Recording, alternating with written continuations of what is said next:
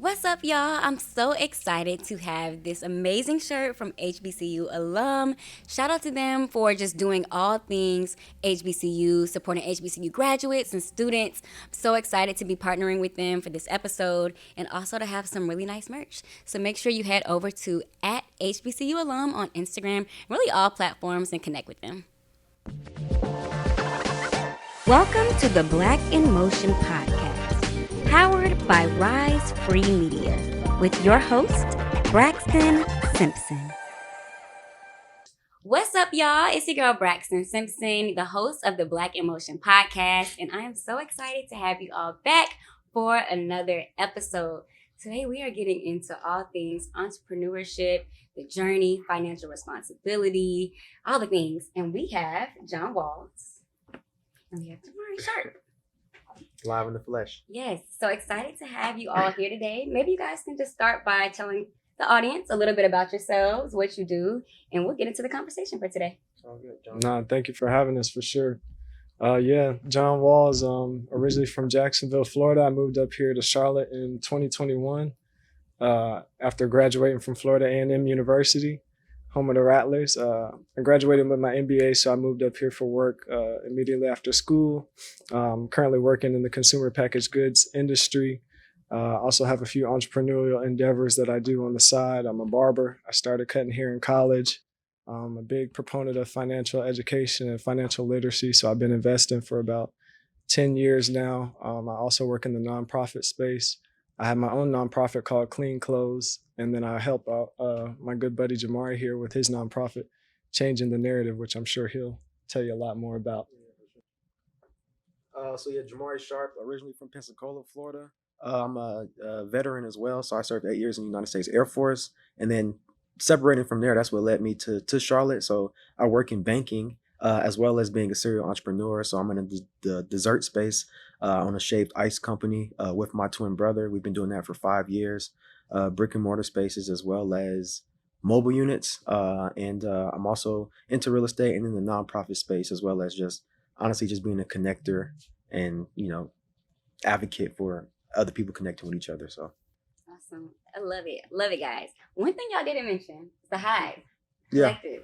So y'all talk a little bit about that because we're going to get into that. Yeah. So the Hive is something, that we created along as we have a group of us. The Hive stands for the Hub of Innovation, Venture, and Empowerment. So everyone in our group is entrepreneurs in their own right, have different endeavors, different things they're doing, not solely just a Hive, but we wanted a space for creatives, entrepreneurs, even, corporate men and women to be able to connect, collaborate, share ideas, share thoughts, and really bounce things off of each other. So we do monthly curated events that are very unique and not like the standard, networking events, shake a hand, hi, and never talk to them again. So we kind of wanted to redefine what that looks like. So we do something different in that space, and that is the Hive. So me and John work together on that.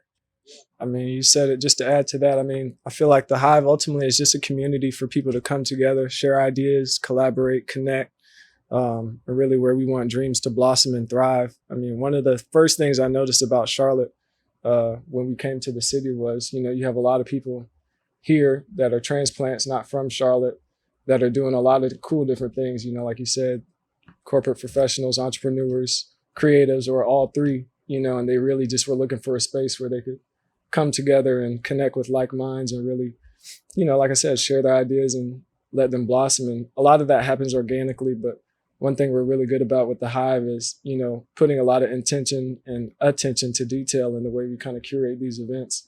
So that way we cater to, whatever crowd that we happen to have at that event. So far, we started our first event in January, and here we are in May, about to be in June, and it's been going really well so far. So. And you guys have an event coming up too. So excited about that. Yeah, definitely. If you're watching this, I'm not sure when this is going to come out. It might be a little bit later. Yeah. But Okay, there'll be more events to come. Yeah, if you're watching this, definitely, go check out the page. We're on Instagram at the Hive Official _. We probably already had the events that that we're talking about right now. But stay tuned. I guarantee if you go to the page, the next event's probably pending. For sure. So y'all, we're going to get right into the conversation. So today we're going to start with rebuilding and thriving kind of like post pandemic, post election, just like where Black people are today, right? And so after the recent election, many people just kind of lost their sense of community. So, how the Hive, we've been talking about that. How did the idea for the Hive become part of your rebuilding journey? Yeah, that's a good question. I mean, I think we touched on it a little bit. Just like, a lot of times we kind of look at the world and things going on around us, and it can be a little bit intimidating or depressing at times, So we really just wanted to create a space where people could come together and, collaborate on the things that they're passionate about. Like we all have, well, most of us have, day jobs or things that we're doing because we feel like we have to do them. But then our passion projects, we might sometimes like put to the side, but we wanted to kind of like create a space where people could really like focus on the things that bring them joy and excitement and things that, they want to see turn into, bigger things later on down the line. So that's where a lot of that inspiration came from. Like I'm sure like myself and Jamari both have things that we're passionate about that, don't necessarily make all the money and take care of the bills right now. But, when we get in these spaces and connect with these people and network and, you share those ideas, start building on those dreams together, one day they can turn into those things. So that's really where the inspiration came from. And, like I said, so far so good. So I'm excited to see where it goes. So when we think about like gaps in the networking space, you guys are obviously creating a space, a professional networking space for Black men and women. So what gaps did you guys see that have kind of made it necessary for you to start something like this, and just make it appealing to like young Black professionals? Yeah, so a big gap that I seen, and even talking with like one of our partners, Bilal, we were working out together and we were kind of talking about the same things, and he mentioned it without me even mentioning it. So I knew they were, both of us thought the same thing. At a lot of these networking events, you see people go to an event, and it's cool. I don't even like to really call it networking. You meet people, you might get their name, get a business card, but then you never ever hear from them. You don't reach out to them, they don't reach out to you, and it kind of just goes away. It's kind of like dead networking. So we like to really be intentional about really building and fostering those relationships. So what we do, we create space to where it's like you literally are going to have to talk to a person, about certain things, and you may see a different side of them or gain a different perspective that you never would have gotten intentionally.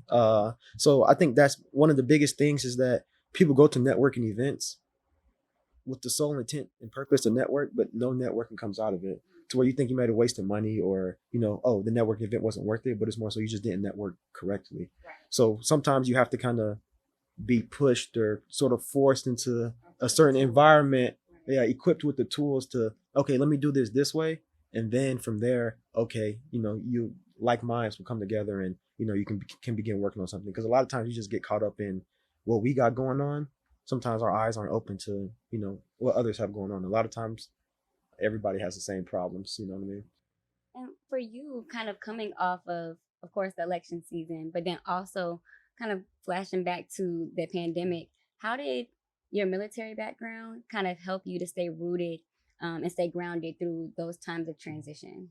Yeah, so I mean, I was in the military. I mean, I was able to. I was in 8 years, so I served under multiple presidents. So I've been through multiple elections, and of course, like in the military, I mean, the president is our commander in chief. So it's like politics. I mean, play a big role. Of course, they say don't talk about politics and different things like that. But everybody's always putting their opinions and different things out there. Exactly. So I would say that you can sense the shift, especially when the pandemic happened and stuff like that. So the way we worked became different. And I would say that is a lot different to one. I was in Vegas at the time when all that stuff kicked off. Really, I was in Germany and then transitioned to Vegas. And even from being overseas to being in the States, I felt a big change, even like different policies and, how people, go towards even being sanitary and just, doing things the right way in that sense. Coming out to, I feel like when I got out of the military, I mean, I feel like people care a lot more when we were in the military. We had so many rules and guidelines and restrictions. On the outside, it's kind of like, I mean, people just kind of free will, just kind of doing their thing. You know what I mean?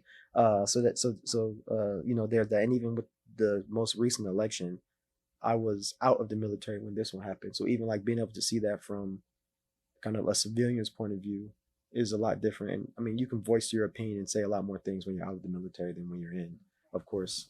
So I've seen a lot of that as well. Okay. Okay. So we're going to transition a little bit into adulting while Black. So navigating career, finances, mental health. So first, let's just talk about you all's book. You guys want to share a little bit more about your book? I read it. It was awesome. Great tips. Y'all make sure that y'all go get it. Just about mental health, financial wellness, right? Like believing in yourself. So could y'all talk a little bit about the inspiration behind it and just kind of what made you get started? Yeah, I mean, a big inspiration is just like looking back on the last 10 or so years, I would say. I mean, I'm 29 now. So from the time I was like 19 up until now, just like all of the life changes you kind of go through during that period. You know, there's a lot of things that young adults are navigating, whether they're just graduating high school, you know, figuring out what they want to major in college, figuring out what they want to do once they graduate college, or like even navigating like the corporate space, like as a young adult can be very challenging for a lot of people. And, you know, we really just wanted to bring together unique perspectives from people that had, you know, gone along several different journeys and kind of like bring it into one, you know, kind of like go-to guide for young adults as they're navigating these spaces. And so that's exactly what, you know, Live on Purpose is. It's really about, you know, mastering the art of living with intention, like being intentional about the choices that you make and the directions that you go based on whatever you want to do. Like it doesn't have to look like the cookie cutter approach, like graduate from high school, go to college, get a job, whatever. Like, you know, people have done it several different ways and that's okay.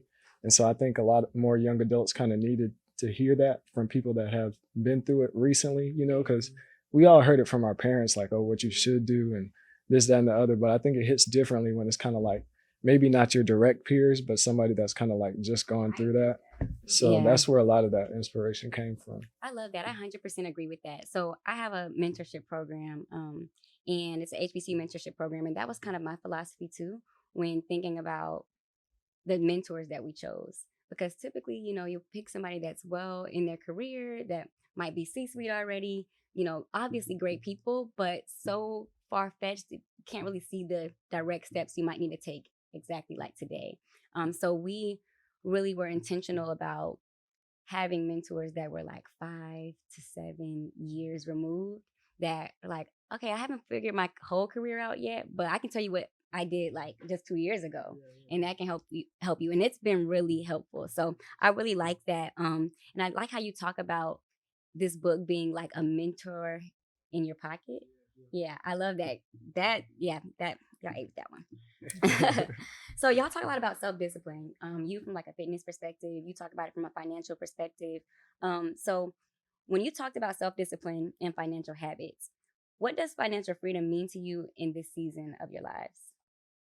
Man, I think for me, it's just being able to do what you want to do when you want to do it without having to worry about the financial implication. And that's not from a like, you know, just spend your money how you want to spend it without any regard. It's just having the financial discipline and the structure financially to be able to take care of your responsibilities first, invest for the future long term second, and then enjoy whatever's left over after that. And, you know, for me in this season, it's, you know, making sure I'm doing the things that I need to do to one day be able to, you know, hopefully spend like crazy and just not even think about it just because I've done the things, you know, from now up until that point that allow me to do that responsibly. So, I mean, especially with, you know, now having a daughter and having someone else to take care of and look out for is super important now than it was, you know, 5, 10 years ago.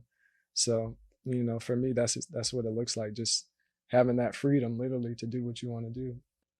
I know you touched on this in the book, but for our viewers, could you talk a little bit about not necessarily having to be wealthy or like super rich to be able to start building financial freedom for yourself? Yeah, absolutely. I mean, I think that's a common misconception, right? People think that they have to wait until they're wealthy or making a lot of money to start, you know, investing or saving for the future. But you really start with whatever you have now. I mean, just from simple terms, like if you have $100, however you break down and allocate that $100 is the same way you would do that with $100,000. It's just on a larger scale. So you don't have to start, and really you should. I mean, you shouldn't wait to start. You should start with what you have if you're able to. Like, I understand, like, people come from different circumstances and sometimes aren't able to invest right now, but you should still have a budget. I mean, that's like the very simplest form of, saving and investing is budgeting. So, I mean, with whatever you have, like, just sit down with, somebody you trust, whether that's family who might be a little more knowledgeable, or, even a financial advisor, or even, whoever you bank with. They have people there that will sit down with you and help you create a budget based on your circumstances and help you plan. I mean, they always say, like, if you fail to plan, you plan to fail, right? Yep. So I think that's the most important part, is just starting with wherever you're at right now, and then coming up with your long-term goals, and then seeing what it's going to take to get there. Yeah, and I would say that's been a game changer for me. Just kind of over the last 2 years as a financial advisor. Like, when I got with my credit union, they gave me one for free. Mm-hmm. And I'm like, oh, and these are things that, my parents didn't necessarily know, or know how to teach me how to do. And so it's been good to have, a professional kind of help me monitor some of the things I'm doing. They're like, so what are all these Uber things? I'm like, oh, that's Uber Eats. He's like, you're not using your car. I'm like, I'm using my car. I'm just ordering food. He's like, all right, let's start getting in our car. Yeah. So talk to us about mental health, right? Your journey with mental health. How has maybe therapy or community or even spiritual wellness played a role in you all's growth? Yeah, so I think mental health, especially, in the Black community, especially being a Black man, I feel like is very important. When I was in the military, probably like my last 2 years, I used to see a therapist on a weekly basis. Yeah. I used to go and we used to talk like hour sessions.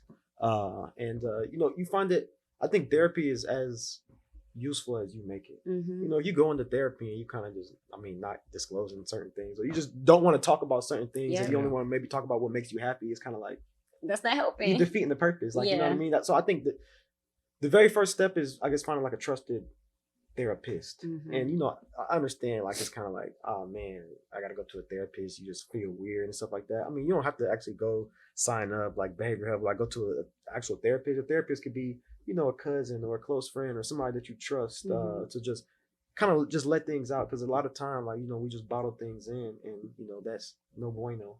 Right. So I think mental health is very important.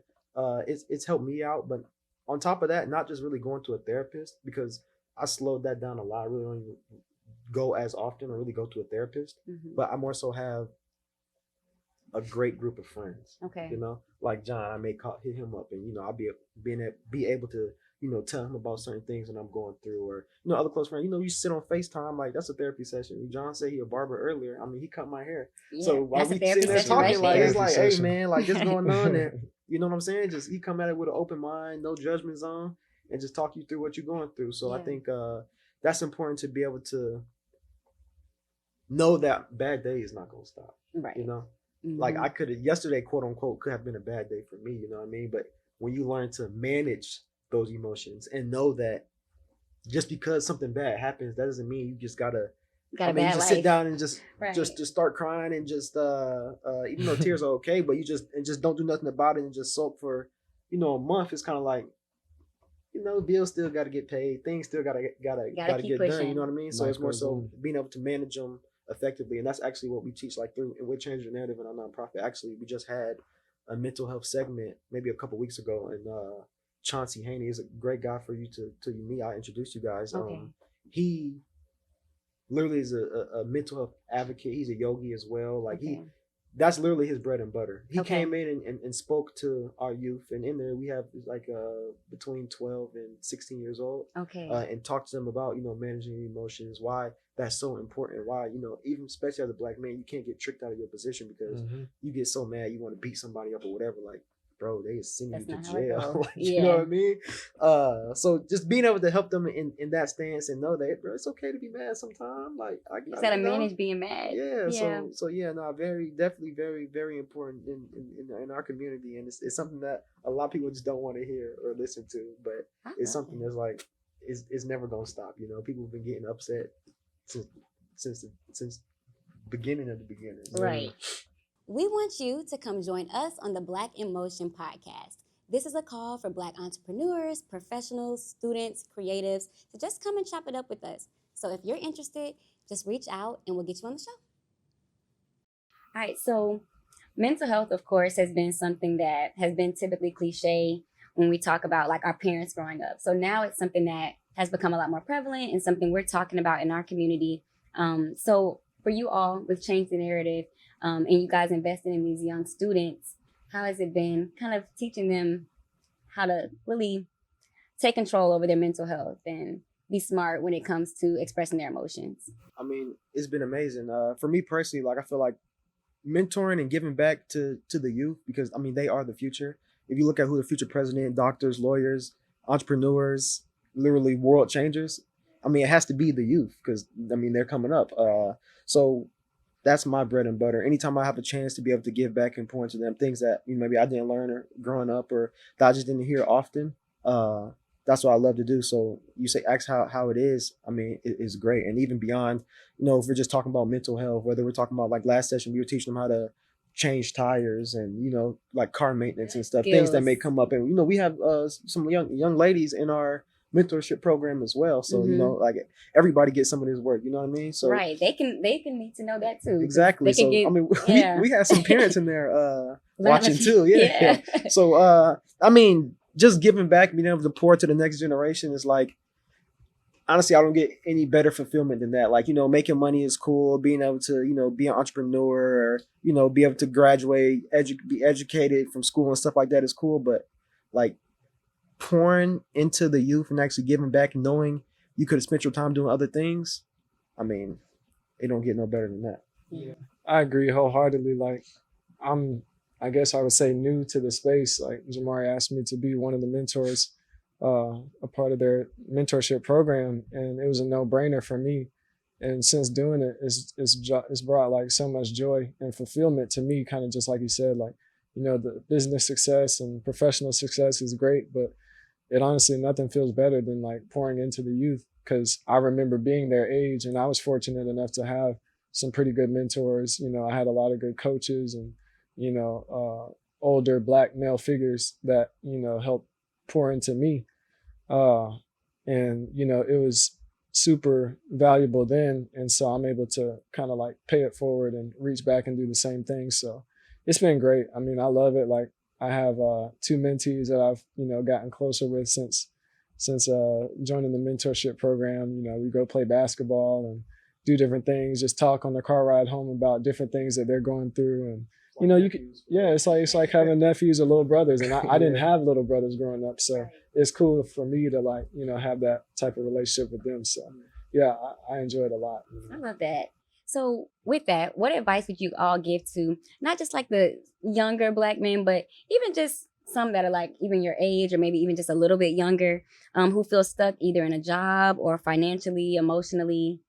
What advice would you all give to them? Yeah, first advice I would give is go grab Live on Purpose. I definitely think that would help you with your journey. They have multiple different segments.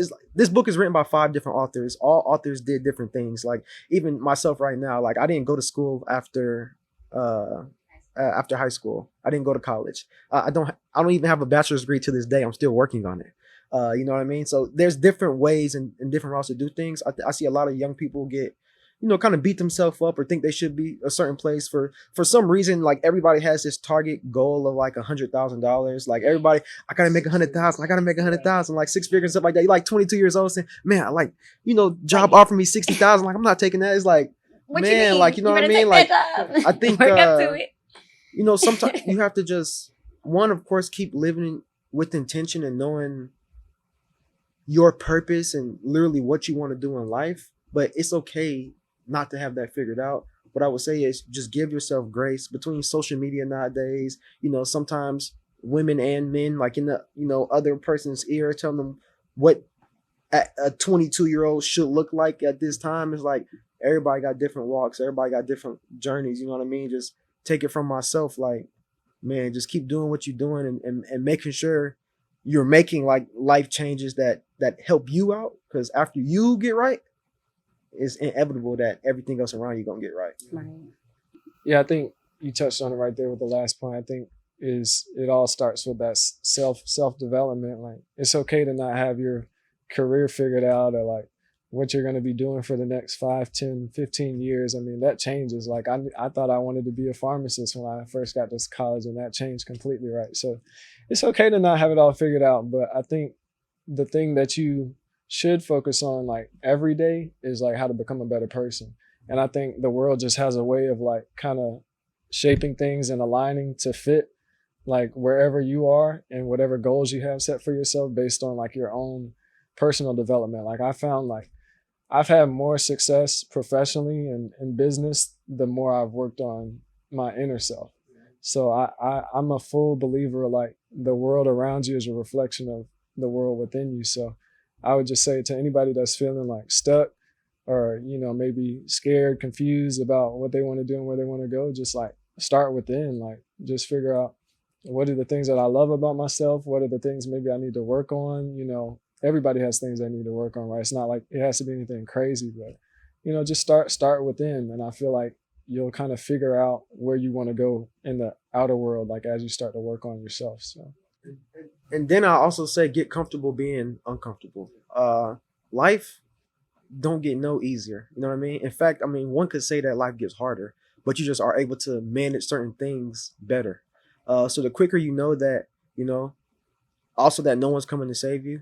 You know, a lot of times people think that their success or what they do or don't do relies on others and get into the, you know, kind of victim mentality or blaming other people. Man, this didn't happen because this person did this. If this person would have did this, then I would have achieved X, Y, and Z. It's kind of like, man, you got to just be able to, you know, just get right on your own accord and, you know, be fully accountable to self and just get to it. You know what I mean? Especially, you know, for my young men out there, it's kind of like, I mean, life hard. It's gonna throw punches, but you just gotta learn how to eat those and just keep going. Cause I mean, they not gonna stop, man. So it could sound scary or harsh at first, like, oh, you know, everything's gonna get better. But I mean, this is 2025 and this is America, man. It's and you a black man, like, you know, Reality. it don't get no easier. So, you Yeah. know, just get right. You know, always message me. You know, I'll give you the real, like, you know. So Awesome. I love it. So, y'all, we're going to take another shift to the intersection of identity. So, being young, Black, and male in today's America. And so, that was a really great shift. So, there's so much pressure on Black men to be strong, successful, and silent. So, how do you both navigate that while also being present, vulnerable, and impactful? Also, specifically for you as a father. no, that's a great question. I mean, that's immediately where my mind went was just like, you have to find that balance. I mean, whatever that looks like, we kind of touched on it earlier. I mean, for me, I'm a huge proponent of therapy. I've been in therapy for probably like, I'd say 2 years now, on and off, not like consistently every week, but I'm a huge proponent of that, like working on your inner self just to make sure that you're okay. Because if you're not okay, then the world around you is going to be chaotic. You're not going to be able to cater to the people that depend on you, whether that be like for me, myself, my daughter.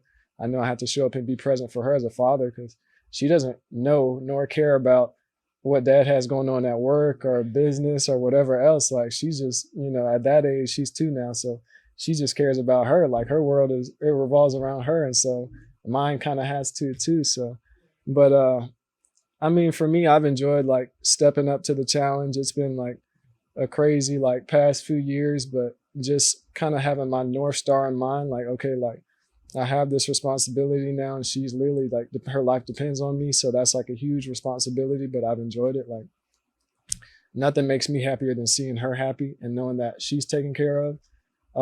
So, you know, that's kind of like my purpose now at this phase of life is like making sure that everything I'm doing is kind of related to making sure she's set up and making sure I'm set up, you know, for the long term. So it is tough kind of like finding that balance to answer your question. But I think having a great family, a great group of friends, you know, extra support for my mental health, like therapy and just doing more things that I love that bring me joy outside of just work to pay the bills. So like being a part of the mentorship program, that's been great for me, like working out, you know, we did a triathlon last year in Miami, so that was cool. So yeah, so I mean, you just have to kind of find things that bring you so much joy and positive energy to kind of balance out the things that might weigh you down. And like you said, being a young Black man in America, there's so many odds like stacked up against you. So you have to intentionally like put things in place in your life that kind of bring you that positive light and that positive energy to keep you balanced. Because that's literally like what life is all about. Just continue to find that balance at every stage. So I would say just be mindful of social media, man. It's so much stuff on there. Even sometimes I get wrapped into it, but you just like watching the video. And you know what, algorithm and everything like that nowadays. If you watch one video, a like video is gonna pop up, and you just gonna keep watching it. But man, like what people are saying, like you said, it's supposed to be strong, it's supposed to be silent, it's supposed to be, people on social media, even sometimes people who aren't even black men are defining what a black man should be. Even a man, period, saying, oh, you're supposed to be able to do this, X, Y, and Z.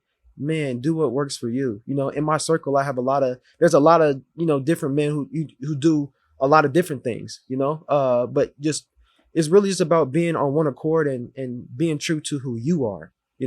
Everybody's situation is different, and not to dive too deep into it, but man, like it's scary sometimes where I think about having a son and raising a son in this world. It's kind of like you have to be the utmost, the best representation of a man, just so he can have something to kind of look at, to want to do. Because when you see certain things, maybe, men shouldn't cry, or, sometimes, men, you're the protector and provider. So then you have, different situations with women saying that somebody is less of a man because they're not taking care of all the bills or something like that. Like, right. It depends. Everybody's in different walks of life. And just because right now you do this, that doesn't mean in 5-10 years you won't do this, So it's like social media, I say, is the biggest one that kind of messes you up. I would say find somebody who you kind of like, or somebody you kind of aspire to be, in a sense, like in the mentorship fashion. And remember, your mentor doesn't only have to be someone that that you talk to and have weekly or quarterly calls. Like, I have mentors on social media right now who I've never met a day in my life, but they put out some dope content. I like what they pushing out. My morals and my values kind of reflect the same as them. So, okay, so they're my mentor. I watch their videos and stuff. And whenever I do meet them in person, shake their hand, man, thank you. Like, you got me to where I am, loosely. So I would say find something like that. And I just keep going back to social media, man. I understand if you're on there for business and different things, but you got to try to limit what you're looking at and what you're listening to on there, because literally social media can give you a mind of your own. And like, you start thinking the way somebody else thinking, just because like they happen to post a viral video talking crazy. And now it's like, oh, that's the norm. Like, you kind of gotta. Now this is my opinion. Yeah, you gotta build your circle around kind of what you stand for, and try not to fall into bad influences and vices and whatnot. And if you're in a hole, it's okay. Just try your best to dig yourself out, and then relive on purpose. So I want you all to talk about the responsibility of being not just role models, but mirrors for Black boys and young men. Yeah, I would like to touch on this point too. It's a huge responsibility. If you go on my social media page right now, or if you see me out in person somewhere, especially like in a public setting, you will never see me acting crazy, obnoxious, cursing, just being out of my body. Like, because it's not just, I don't only owe this to myself. I owe this to my mentees, my family, my future children. Nowadays, you see a lot of different things that's resurfacing that comes out of, what somebody did and different things like that 20 years ago. And this is that. Like, I want to make sure that I don't fall victim to it. And this is a lot of times what I tell, my mentees, or even, some young men that may be around me, and women as well. Like, one, you got to watch what you're posting on social media. You got to watch how you're talking to people. Cameras is always rolling and flowing, and things can get resurfaced. Like, it would behoove me to come into all these sessions, telling my mentee this, or this is that, be on this podcast talking about, oh, what I do in the community, and I'm an entrepreneur, whatever. And then you get on social media and I'm on there just acting crazy, like doing drugs, just getting blizzard drunk, like falling out, throwing up all over the place. So you see me just disrespecting women, talking crazy, like I'm a person. Like, one, that's hypocrisy, but two, you're faking. Like, what does that show to someone else? So like, I mean, my organization is called Changing the Narrative, and that's not just a name. That's something that You we gotta do in live it. real life. Like, you know, like change the narrative on what a black man is. You know, I'm a gentleman. You know, treat my lady right. You know, treat all the women around me right. You know, like you have to be able to do that to show the next generation. I mean, man, this is what you should do. Like, I'm not walking around the mall with a shiesty on. You know what I mean? Like, just with a ski mask walking around. Like, I'm not doing that. You know, so it's just yeah, man, you gotta. Yeah, nah, you hit it. I mean, it started for me like probably a little before I had my daughter, but especially like when I had my daughter, I'm like, okay, like what do I want her to look at me and see when she grows up? Like, yeah, she's young. She might not remember all this now, but you know, kids are a lot more observant than you think, and the things that they see has a lasting impact on them. So it started with her, but like definitely like when I got into the mentorship group, just being a lot more cognizant of like just your image, like the way you carry yourself, the things you say, because you know people are going to listen to what you say, but they're going to watch what you do a lot more, right? So actions speak a lot louder than words. So same things you said, just like my social media is clean. Like I'm not posting like all kind of crazy stuff. I won't even repost a lot of crazy stuff. It don't have to be me, but just like, you know, it's tons of stuff you see posted on the internet that you might think is funny, but is that the stuff that I want to spread? Is that the stuff I want other people that are following me that might be looking up to me or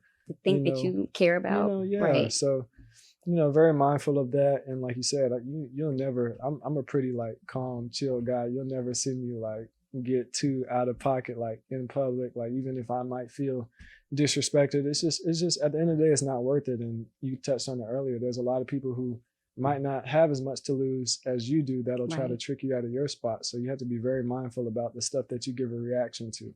And that comes down to like emotional intelligence and maturity and stuff like that too, which we talk about some in the book. But I mean, it just all comes down to like having your goals in mind and not letting anything kind of like throw you off track. So as we'll shift to community and culture, so preserving and evolving Black identity. So what role do barbershops, nonprofits, and small businesses play in kind of just keeping the culture alive? Yeah, that's a big one. I mean, I can touch on it first. I mean, we kind of see it now, like with all of these diversity, equity and inclusion policies being kind of rolled back or cut out. Like nobody's going to preserve our culture and our history better than we can, and it's going to be a lot of people that are trying to get rid of it, right, for their own intents and purposes. So I feel like, you know, barbershops, that's a classic, man. That was the first, you know, therapist office. That's a lot of times that's like a business incubator. I don't know, man. It's a sports network. It's whatever we make it. It's so many things in one. Like the conversations are endless. And I know like for me myself, like I have like my own personal like studio set up, you know, in my house, but you know, the conversations are still there, you know. I think that definitely plays a huge role in like the nonprofit space that literally is like a lot of them, you know, changing the narrative specifically, and a lot of them are catered to pouring into, you know, the Black community and the Black culture. Like we have, you know, a pretty diverse mentee group, but I mean, nobody's going to do it like if we don't do it. Like that's our responsibility, and as Black people, to carry the culture and the traditions forward, or else they're going to be lost or whitewashed or whatever, you know. So I think it's a huge responsibility that we probably don't take as seriously as we should. But I think it just starts with like, you don't have to go and change the world in one day. You could start on your street, in your community, whatever, with the people you know in your network. And then that could inspire somebody else to do that in theirs. And then that inspires, it's like a domino effect, a chain reaction. So I think, you know, it's a huge responsibility that we have to take a lot more seriously in our community. And for you also as a member of D9, or you're a member of Kappa Alpha Psi, how has that kind of helped with preserving culture for you as well? It helped tremendously. I mean, my mom, she was AKA, she plays at Clark Atlanta University. Yeah, so that was my first exposure to like D9 community. And, you know, I had some other family members that were Qs and stuff like that. But when I got to FAMU and I saw like the camaraderie, I saw, you know, some well-polished guys, well-dressed gentlemen, some smooth fellows like myself. And so I just gravitated to it naturally. And since being a part of, you know, the Alpha Z chapter at FAMU, it's been like instrumental in my growth and development as a man, but as a Black man specifically. Like I said, I didn't have brothers growing up, so that was my first experience having a group of guys my age that I was just with, like all day, every day, probably too much, at some points in time. But it was really great just to have that sense of community, that sense of belonging. I was the youngest on my line at the time, so Me too. Yeah, it was Tennessee cool State. having like older brothers, that were looking out for you. Yeah. Just putting you on game about different things. Yeah. I had some guys that when we crossed, they had just graduated, so now they're in their careers. Now I have connections in corporate America that I can talk to and utilize for things that I needed. Literally your line brothers. Yeah, literally my line brothers, so it was just, I guess that was like my first real experience at networking, and I didn't even know I was doing it really. But yeah, it was great. You hear a lot of different things about, a lot of different narratives about D9 and Greek organizations, but for me, it's been like nothing but positive. Like it's really like invaluable, the experience that I had since 2016, so almost 10 years now. But and that's where I met your brother Blake too. Yeah. So it's just crazy to see like the transformation since joining Cap Alpha Psi. But yeah, I'm a huge proponent of like D9 organizations. What's up, y'all? It's your girl Braxton Simpson from the Black Emotion Podcast, and I am here just to share a little bit about this book, Live on Purpose. We had two of our guests, Jon Walls and Jamari Sharp, come and visit us, and they are actually some of the co-authors of Live on Purpose. And this book was so amazing, y'all. It's like a mentor in your pocket. It's like a roadmap to just navigating life's twists and turns, really focusing in on your identity and purpose. And I just want to share with all of you and encourage you to go get this book. It's absolutely amazing.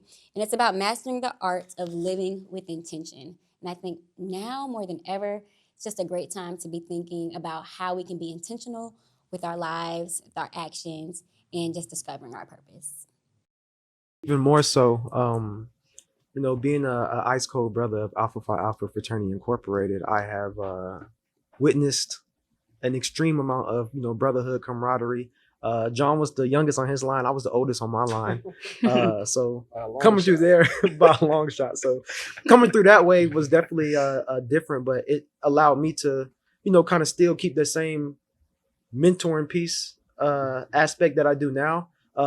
Met a lot of great people, a lot of great connections, and I think that even though there's many different fraternities, all of them have those aspects to it. So I would say definitely that changed my outlook on a lot of things, and wherever I go in the world is going to allow me and inspire me to give back to those around me. So love that D9 love. So when we talk about the future of just Black political and social influence, what is your call to action for Black entrepreneurs who just want to make some type of social impact, not just an economic one? It's a good question. I think for me, it goes back to kind of like we're responsible for like pushing the culture and the tradition forward. And one of the ways that we can do that is through business and entrepreneurship. We live in a capitalistic country, right? The United States runs on big business. So the more successful we are as entrepreneurs and as businessmen, I think that elevates our level of responsibility to pour back into the community and help drive the culture forward. Because like we see, like depending on the government to do it that's not realistic, right? That's not sufficient. So the more money that we make, the more money that should be funneled into like the Black community, whether that's through nonprofit work or through, building up other businesses, right? That's how you pay it forward. Somebody along the way helps you get to where you are. And now that's your job and your responsibility to help someone else. And it has to be us, right? Nobody's going to do it for us. So I think that's a huge responsibility and something that I don't take lightly. So, I'm all about like pouring into other people who are trying to, get their finances in order. I think educating yourself on finances and wealth building strategies is one of the best ways to, pull you out of your situation or just help you get to another level. And then, that's one thing that we preach with the Hive too, is like, look, if you have an idea, don't sit on it, like share it. Let's build together. Like if I can help you, I will. If I'm not an expert or if I'm not, knowledgeable in that area, I guarantee you I know somebody else that is. So it's all about just pouring into each other and trying to build together. I think it's about just letting your voice be heard as well. It's one thing to be an entrepreneur. It's one thing to make money. You know what I mean? But it's one thing to actually have impact. Uh, you know, I know a lot of people who make a lot of money, but then you may look at, kind of what they do around business and making money. It's kind of like, man, where's the impact there? You could help Right. out so many people, even if it's just words, just value, just giving game, like, but you don't do that. So is it really, money is not everything. There's going to be times, there's going to be situations that you're put in where money can't save you.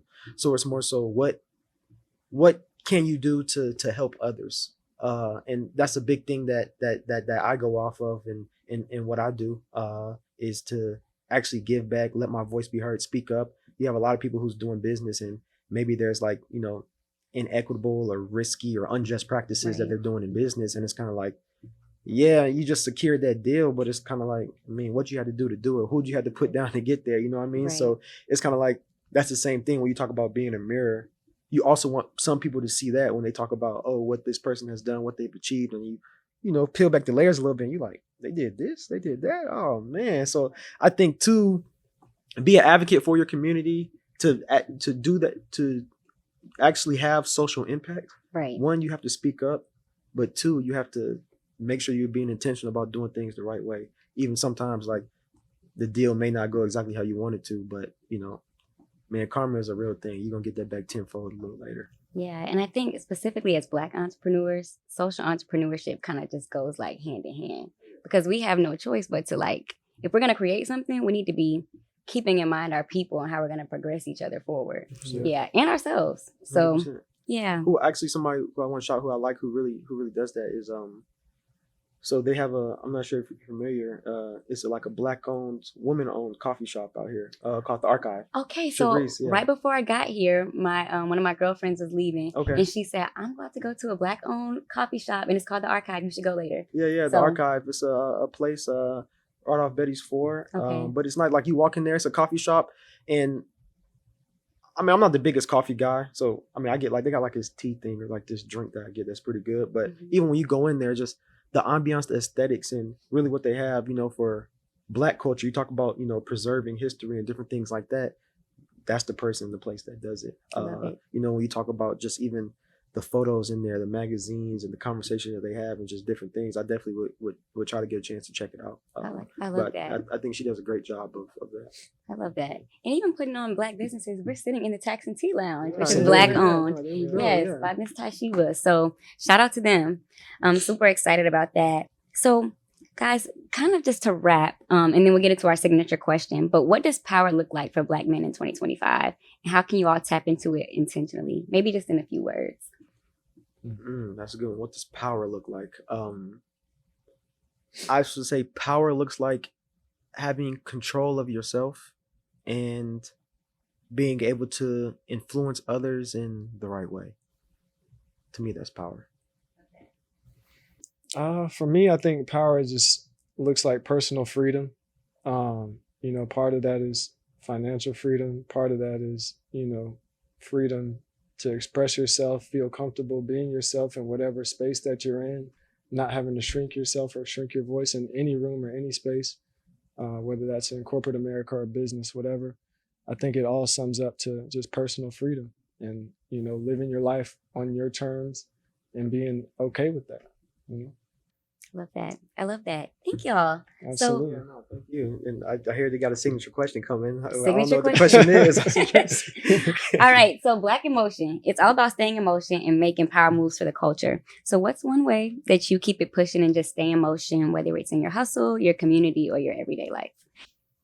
I like that one. So one way that I stay in motion, like figuratively and literally is, by running. Like you see, I just clocked 7 miles this morning. I'm running the Sydney, Australia Marathon on August 31st. And that goes back into what I said about the, be comfortable getting uncomfortable. I'm not a runner. I don't like running, but it's something that challenges me and really forces me to, go harder or push those limits or go to the next extreme. And that's one way that I think that the training and the things that I've learned through that literally helped me in entrepreneurship, helped me in business, helped me in my relationship, Awesome. and everything like that. So Yeah. For me, it's more figurative. I think it's just always having something else to look forward to. It's kind of like never getting too stuck or caught up in the moment. Like, yeah, it's okay to like sit and relish and enjoy like, the good times, which you should be present, but always having something like next to look forward to, right? Because there's always another level you could take it to, whether that's in business or your personal development, right? You can always become a better person than you were yesterday. So literally staying in motion by always having something else to look forward to, a new goal to reach. And I think that's like, that helps you stay lively and alive. Like the moment that you kind of just like stop dreaming and stop having goals to reach is like the moment you start dying, right? So you just always have something else to look forward to and just like stay in motion, literally. I love that. I love that. Alrighty. Well, thank y'all so much for being here. Thank you for having us. Where can everybody find y'all? You can find us on Amazon.com. We are live on Amazon. Live on Purpose, Mastering the Art of Living with Intention, available on Amazon. Yep, there you go. And that's the same thing. I'm sure. I mean, probably maybe in the caption they'll have our personal socials and stuff like that. But if you check me out, by all means, Mari, you'll kind of be able to see all of the endeavors, nonprofit, the BAM, the Hive, everything like that. You'll be able to see through there. So, absolutely. Awesome. Well, thank y'all so much for being here. And thank y'all for tuning in to Black Emotion Podcast. And we'll see you on the next episode. Appreciate you.